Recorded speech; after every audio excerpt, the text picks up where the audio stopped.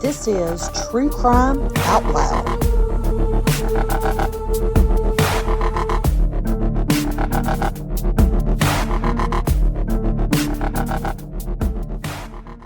I'm your host, B. And I'm your host, Jen. And this week's case takes us to Fayetteville, North Carolina.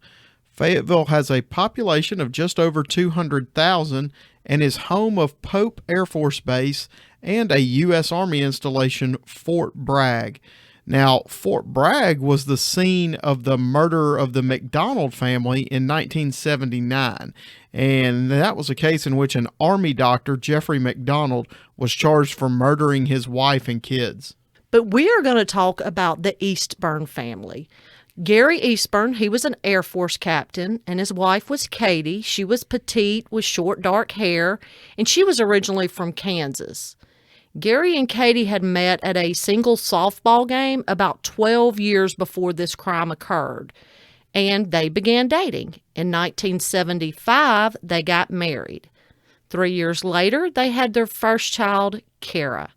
2 years later, they had their daughter, Erin. In 1983, Gary was transferred to Pope Air Force Base there in Fayetteville, North Carolina, where he was appointed Chief of Air Traffic Control. And, of course, his family moved there with him. In 1983, they had their third daughter, Jana. In 1985, he was offered a transfer to England, and this was a good deal for him, and it was going to be great for the family, and they had all planned on moving later that year. At the time, in 1985, Kara was 5, Erin was 3, and Jana, the baby, was almost 2 years old. The Eastburn family lived at 367 Summer Hill Road in Fayetteville, North Carolina. And the first important date in our case is going to be Tuesday, May 7th, 1985. 27-year-old Tim Hennis responded to an ad for rehoming a dog, which was listed in the Beeline Grab Bragg. That's going to be the local newspaper for the military community of Fort Bragg and Pope Air Force Base. Tim drove to the home to see the dog around 9 p.m., and he was thinking of rehoming the dog, and the fee for that was about $10. He drove a white Chevette, and he parked it in front of the home. He was excited about the dog and intended to rehome or adopt the dog. He even brought a leash with him, and he met with Katie Eastburn. And she told him that she had just put her daughters to bed, but he could see the dog, and her husband wasn't at home. Katie explained that because of the family moving to England later in the year because of the military transfer, their dog Dixie probably wouldn't do real well with the move, so they wanted a good home for her. She said the $10 fee was just to keep, quote, the cranks away, and I guess that would be people not seriously interested or maybe that wouldn't take good care of the dog. Hennis said that he wanted to take Dixie home with him and see how the dog would do with his current family. Now, Hennis is described as 6 foot 6 inches tall, handsome, with a light mustache and blonde hair. And that takes us to May 11th, 1985. It's going to be a Saturday. Gary called Katie because they usually talked on Saturday mornings, but she didn't answer. He kept calling and kept calling, but didn't get an answer. So Gary kept calling Katie because he was in school, in a squadrons officer school in Montgomery, Alabama, which was a good distance away from Fayetteville, North Carolina. And they were keeping in touch by phone because he wasn't able to come home a good bit. So we'll move into Sunday, May 12th of 1985. That was Mother's Day. The Eastburns had a neighbor, Bob Seafelt. He noticed that Katie and Gary had 3 newspapers in their driveway, which they usually didn't. He thought maybe they'd gone out of town for Mother's Day, but Katie's station wagon was still in the driveway and had not moved. So Bob goes over and he rings the doorbell several times. He doesn't get an answer. But then he heard the baby crying inside, the baby being Jana, who was nearly 2. And so he told his wife to immediately go call the police. Now, when the officer arrived, he could also hear the baby, and this gives you exigent circumstances where you have something going on inside the home, you can't get in touch with anybody, you need to get in there and figure out what is going on. Exigent circumstances basically gives the police officer the authority to enter the home without obtaining a search warrant. And it's a legal principle that says that the immediate threat to public safety or life in this case, because the baby is obviously unattended, is more important than seeking a search warrant for the residence. So the officer makes entry into the home, and it goes directly into a bedroom where he found Jana, the 22-month-old, crying in her crib. And she was soaking wet, had not had a diaper change. But he could also smell the strong odor of decomposition. He said it was throughout the home. So he goes into the hallway, and he looks down the hallway and saw dead bodies. So that's when he calls for the homicide division. The homicide detectives arrived that day around 1 p.m. And here's what they found. In the living room, there were a pair of jeans and a blouse with 2 buttons that had been torn off. There was also a pair of women's panties that were torn. They found 5-year-old Kara, who had been stabbed 10 times in the chest and her throat slit. She was curled up under a Star Wars blanket in the bedroom. Now they go into the master bedroom. They find Katie, the mom of the home, on one side of the bed. She was naked from the waist down. Her bra was up around her neck, and her underwear had been cut or torn off. She had been stabbed 15 times, her throat slit, and she had been raped. On the other side of the bed in the master bedroom opposite of Katie was 3-year-old Erin, who had been bludgeoned in the chest and back, and her throat also slit to the point that she was almost decapitated. They located fingerprints and hair. They did luminol testing, which showed blood smears in the master bathroom on the walls, and it looked like someone had tried to clean it up because luminol is going to light it up, and even though you may not be able to see it with your naked eye, the luminol is going to show it to you. They believe the murders probably occurred Thursday night between 8 p.m. and 3 a.m. on Friday morning. Again, as we've said, getting an exact time of death is impossible. You're not going to get it down to the minute, second, and a lot of times not even the hour. But to do this, they take into account other circumstances. And they know that neighbors had seen her Thursday evening, and then the newspaper started to collect early on Friday morning. So this means Jana had been in her crib unattended for 3 days with her mother and sisters dead in the home. So we briefly told you about Gary and that he was in this squadron officer school in Montgomery. So detectives called Gary in Alabama. He was staying in military-style barracks, so they had to call on the community payphone in the hall where someone answered and then went to get Gary to come to the phone. The detective informed Gary that there had been a death in the family and he needed to come home, but he didn't provide much other information to Gary at the time of the call. Gary immediately flew from Alabama to North Carolina and went right to the police station. He couldn't provide much information to police other than Katie had given away the dog, Dixie, earlier in the week, but he didn't know to who or any details. The police did have him do a walkthrough of his home to see if any items were missing. He said that an envelope containing cash, Katie's ATM card, and a piece of paper with the ATM PIN number were all missing. So during the course of their investigation, a man named Patrick Cohn came to the investigators shortly after midnight, early on in the investigation, on the day that the bodies were found, and he explained that he was a janitor and his shift had started early that morning, so he was walking on Summerhill Road. He said that on Friday morning at about 3:30 a.m., he had seen a man leaving the Eastburn home, and he described him as a tall white male wearing jeans, a knit cap, and a black members-only jacket. And at this time, members-only jackets were the hot fashion item. I mean, everybody essentially had one. It might stand out today, but not back then. He also said that the man came down the driveway with a garbage bag and he had it slung over his shoulder. The man said to Patrick leaving a little early this morning and got into a white Chevette and left the home. On the following Tuesday, the police had Patrick Cohn work with a composite sketch artist, and they were able to get a sketch of the man, and it was put out to the media on Wednesday. And in the news, they showed the sketch. Plus, they said the man drove a white Chevette, and he had picked up a dog from the Eastburn family, and that police wanted to talk to him. So this is where we go back to Tim Hennis. Tim and his wife, Angela, saw the news, and they both realized it was him and that the police were wanting to talk with him. This was the first time that either of them realized that the family that was murdered was the family where they got this dog from.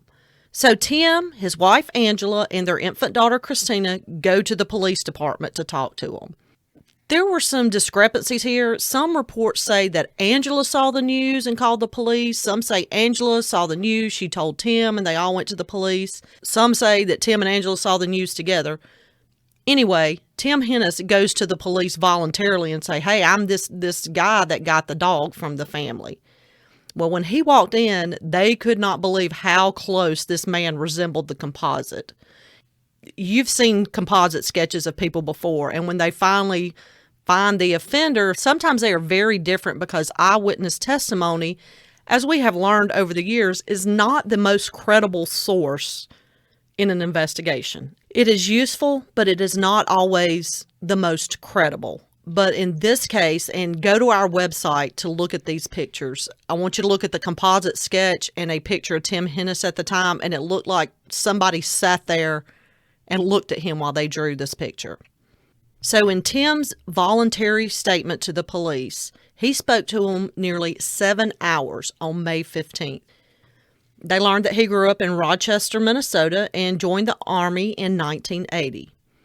He said on Thursday night, the night that they're thinking this homicide happened, he drove his wife and baby to her parents' house. Angela and the baby stayed there. He stopped for gas, and then he went home. He said he did pick up the dog from the Eastburn home, but that was Tuesday night, and he did not see Katie Eastburn after that. He said, in fact, he didn't even get her name or remember her name. But he did say that Mrs. Eastburn had called Thursday night to check on Dixie and to see how the two dogs were doing, but there was nothing else. Now, police say that he was impatient and somewhat arrogant, but he was very smart. This does not mean that he's guilty because he's impatient and arrogant. Lots of people are impatient and arrogant. But going back to his smarts, on his Army General Aptitude Test, he scored 128, which is in the 97th percentile. So in case anyone's unsure, that means that Tim Hennis scored better than 97% of the people who took the Army General Aptitude Test. So he scored a very, very high on it. The police show a photo lineup to Patrick Cohn, and he said that number 5 had the nose of the guy, but it was definitely number 2 that he saw coming from the Eastburn home at 3:30 a.m. Number 2 in the lineup was Tim Hennis. So this helped police be able to get a search warrant on Tim Hennis's home, and they also charged him with 3 counts of murder and 1 count of rape.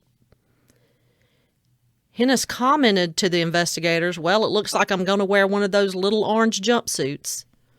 So after being charged with 3 counts of murder and a count of rape, there's obviously going to be a trial, and that trial took place in 1986. So the prosecution presents their case, and they stated that Hennis had been in an argument or scuffle with another employee where he worked in a kitchen as his second job, in addition to being in the Army, and walked out. So this shows he has a past of anger, anger issues. On Friday morning, the day after they believed that the Eastburns were killed, he took a black members-only jacket to the cleaners. Neighbors of Hennis testified that on Saturday, Hennis had a 5-hour bonfire in a 55-gallon drum that he continuously poured lighter fluid on to keep it going. On Saturday, May 10th at 10:54, Katie's ATM card was used, and then again on Sunday, May 11th at 8:56 a.m. And each time $150 was withdrawn, and that was the max amount that could be taken out of the card at any one ATM. They discovered that Hennis was behind on his rent for the month of May and in the amount of $350. The Monday after the murders, rent's paid up. There was a history of financial issues with Hennis. He had had 3 convictions for bad checks, and in 1984, he got kicked out of flight school when he lied to an officer about bouncing checks. The police located a woman who used the same ATM 3 minutes after Katie's card was used on May 10th. So essentially the next customer at the ATM, and she told them that she saw a tall blonde man wearing camouflage get into a small light-colored car after using the ATM. Nancy Mazer, a previous girlfriend of Hennis, said that she had met Hennis several years earlier and they had dated for a while. And she said that after they broke up, he would still stop by her home occasionally. By 1985, Hennis was married to someone else, and so was Nancy, and her husband was in Germany. Mazer testified that on Thursday evening, Hennis stopped by her home unannounced. They talked. She asked him about his marriage, and he told her that his wife had left him. Although we know that she had not left him, she was only visiting with her parents. And Mazer felt like he might have been looking for a hookup, but she did not oblige him, and he eventually left her home. The prosecution theorized that when Hennis was rejected by Nancy Mazer, he went to the Eastburn home because he knew that Gary Eastburn was also out of town. And they also surmised that he was rejected by Katie, but he didn't take that rejection real well and raped her then. Now, this is the prosecution's theory. After raping her, he knew he then had to kill her.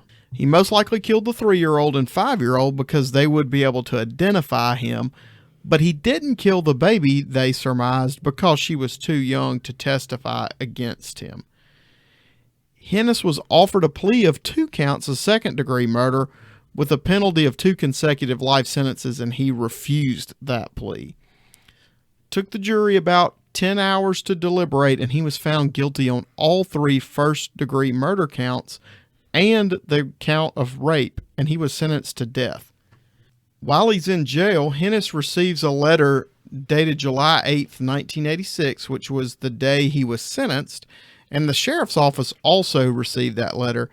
The letter reads as follows: "Dear Mr. Hennis, I did the crime. I murdered the Eastburns. Sorry you're doing the time. I'll be safely out of North Carolina when you read this. Thanks, Mr. X." Now, the police department could not determine the sender of the letter, and Hennis appealed his conviction. The appeal went all the way to the North Carolina Supreme Court based on the argument that the numerous graphic photos had inflamed the jury and kind of jaded them against Hennis. And we talked about this in the Patrick Lewis episode. The court in this case ruled in a 5-2 vote to award Hennis a new trial. The pictures must have been really bad. So let's talk about this retrial. The defense basically went after discrediting witnesses, and mainly Patrick Cohn. Cohn had been charged with a few crimes since the first trial, and the defense used this obviously to their advantage. He had used a stolen ATM card. He had been charged with obstructing an officer, public intoxication, expired tag, and when he was drunk during one of these events, he went off on the officer and told them they could not arrest him because he was helping them out. He told them to contact the district attorney because he was their witness in the Hennis trial. And it doesn't look good that all the charges against Patrick Cohn were dismissed. They also presented that his testimony was not correct based on the weather. Cohn said the weather on the night of the murders was fair with stars, but the defense called a meteorologist who said the night was cloudy.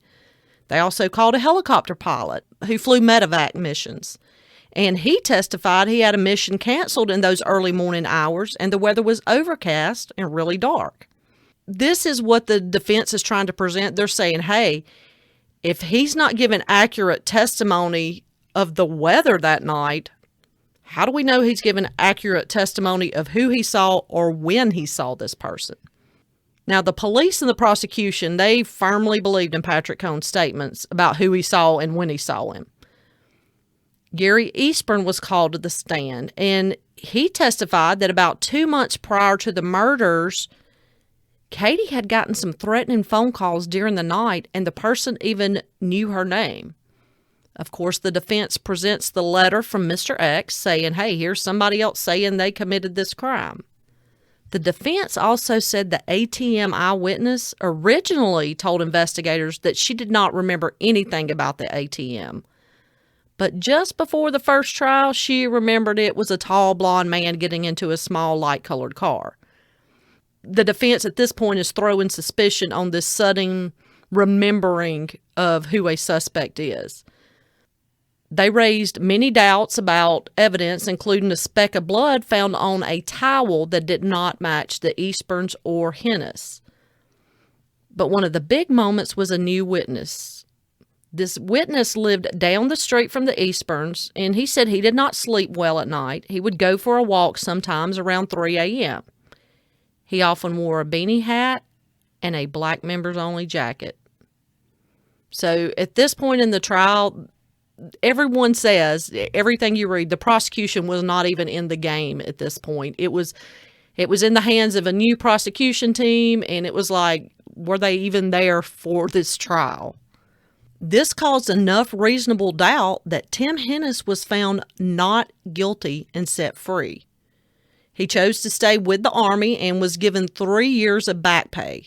He was deployed to Saudi Arabia and Somalia, where he received a Good Conduct Medal. He achieved the rank of Staff Sergeant, and other military personnel described Tim Hennis in his years throughout the Army as a gentle giant.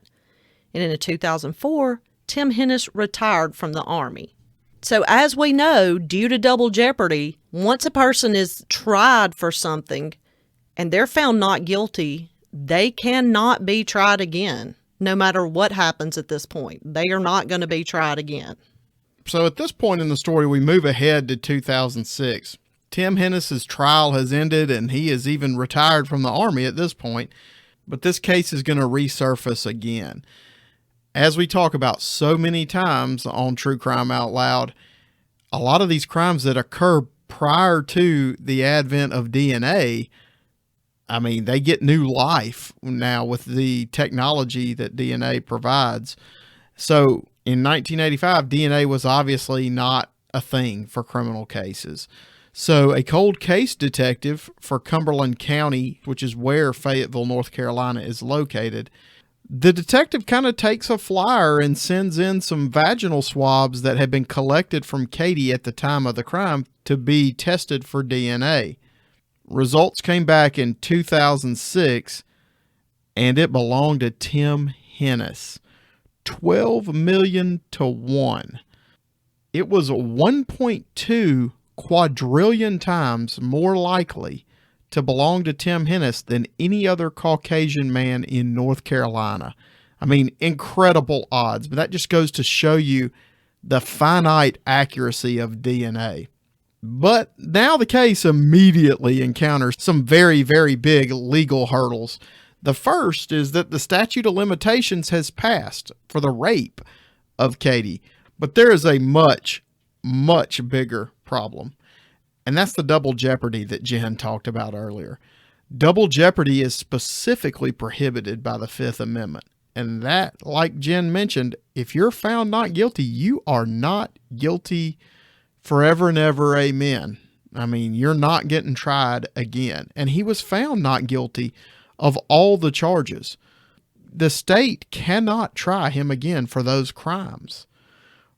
But the federal government has the ability to charge someone. They have a sovereign authority that is separate from the state, so he could be charged federally. And we see this. One good example is Rodney King's case. The officers in the Rodney King incident, which we could probably do a podcast about it at some point too, the officers were found not guilty in state court, but they were then tried in federal court, and some of them were found guilty. And the military has done this in the past. In 1987, a man named Ronald Gray, who was a serial killer and rapist, was also stationed at Fort Bragg. He was actually found guilty in state court and sentenced to life in prison, but then tried in a military court where he was sentenced to death. But in 2006, what does this mean for Tim Hennis? He's retired from the Army. Does the Army have that reach? Does the federal government have enough reach to say, hey, yeah, we're gonna try him in federal court? So they get military attorneys to review and evaluate this case, and they make a decision to try to pursue it. So 2 years after his retirement, and now living a strictly civilian life in Washington State, the military calls him back to active duty, and then they court-martial him. And the military can do this. Any retired soldier can be recalled. The commanding general of Fort Bragg asked the Secretary of the Army to recall Hennis. So this was a really big move. So he reported back for duty as directed. And with this, he is reinstated with his military pay and benefits. But they weren't going to put him out in regular Army life. So they have him working a desk job. And during this time, he's able to meet with his attorneys also, knowing that he has an upcoming court-martial. Like we said, the military has jurisdiction of a person that is in the military, but when a crime is not committed against the military or on a military base, it's usually handled by the local law enforcement, and the military stays out of the prosecution. Although, like we said, they could charge somebody. So this is a very, very unusual case as far as the way it's going through the courts. So let's talk about his court-martial, which began in 2010. So the court-martial hearing, a court-martial is different than a regular trial by jury or trial by judge. And in a court-martial, the jury consists of 14 uniformed men and women, but in military court, they're not called a jury, they're called members. And they all have to be of equal or greater rank than Hennis. And they do this so that if a staff sergeant goes on trial, then someone below him, you can't have a member or a jury panel full of them who can say, I don't like him because he was my superior. They make sure it's, like I said, equal or greater. Now, these previous trials that were against Hennis relied on eyewitness testimony, but now they have the big guy. They have DNA.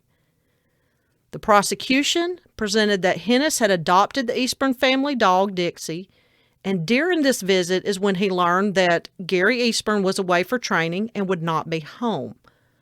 So once he takes his wife and daughter to her parents' home, he returned to Katie's home where he raped her, murdered her, and again, like we said, he murdered the older of the girls and left Jana in the crib. Now, when this came back up for court-martial, Jana is now 26 years old, and she did not remember her mother or sisters because she was so small when it happened. They said he stole Katie's ATM card and password along with the money from her purse. And the witness, Patrick Cohn, he was very accurate on the date and the time of seeing Hennis leave the Eastburn home at 3 a.m.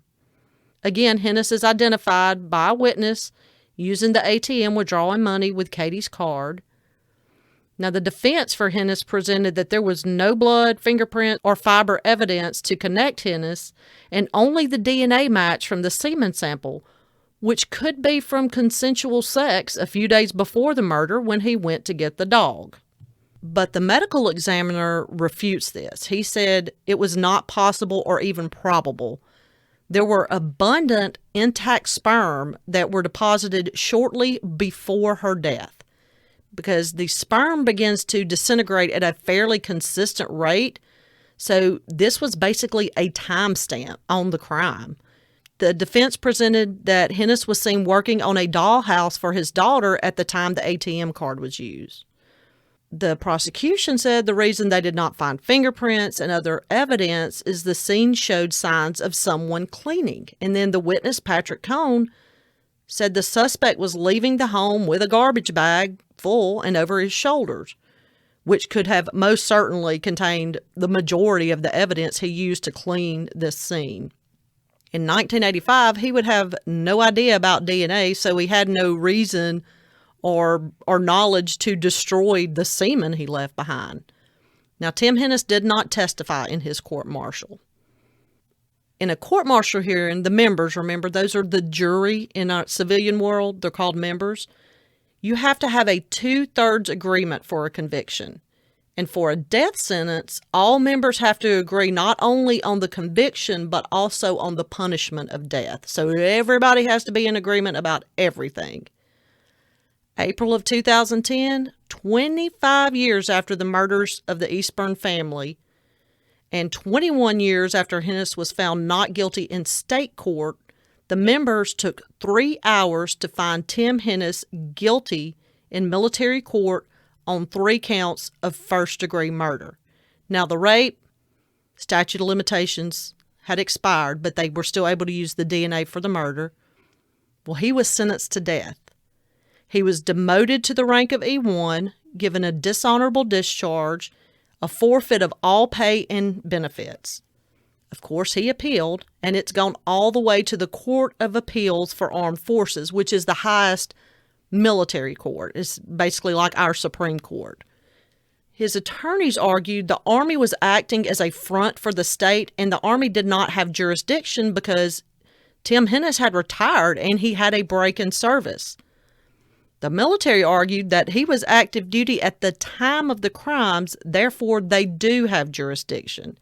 And this is the same as you see in cases when somebody commits a crime as a juvenile, but it's years later before they're caught and they're an adult at this time.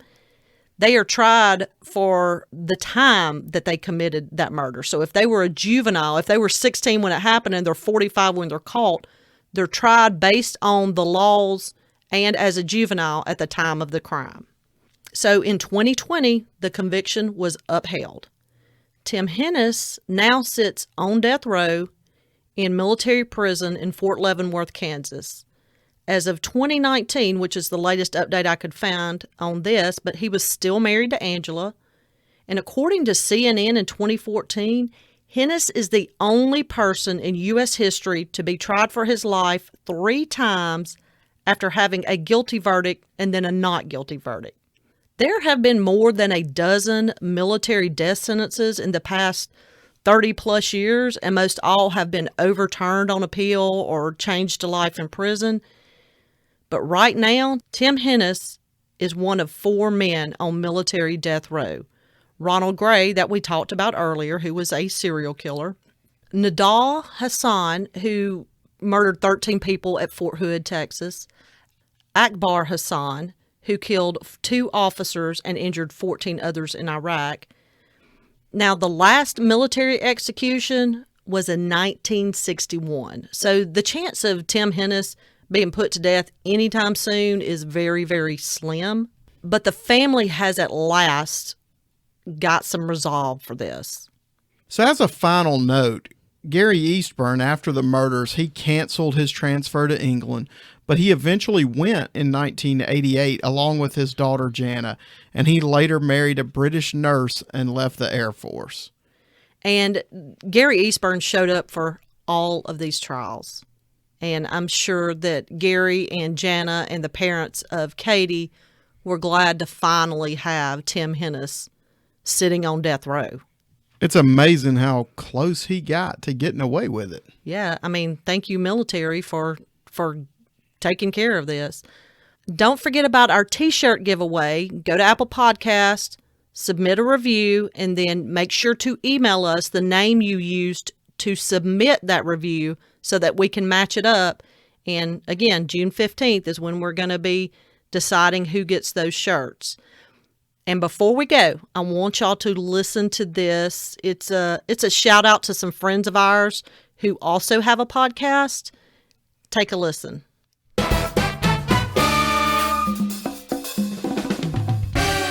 Hi, everyone. I'm Bolton. And I'm Grace. We are true crime addicts, movie buffs, former lawyers, and friends since college. And we are the hosts of Crime Scenes, a true crime movie podcast. If there is one thing we love, it's a good movie that starts with that infamous on-screen text that says, based on a true story. Or based on real events. Or even better, based on a true crime. But how much of that movie you're watching is based on the real thing, and how much of it is Hollywood drama? What are they leaving out? What are they adding in? And how do the people from these real crimes feel about these movies being made? Well, we are here to help you. Join us as we recap a new movie each week that is based on a true crime while also giving you extra info about the real events these movies are based on. You can find us on Apple Podcasts, Spotify, Stitcher, or anywhere else you get your podcasts. And you can follow us on Instagram, Twitter, and Facebook at Crime Scenes Pod. So join us to learn more about the movies and the true crimes they are based on. That's Crime Scenes, a true crime movie podcast.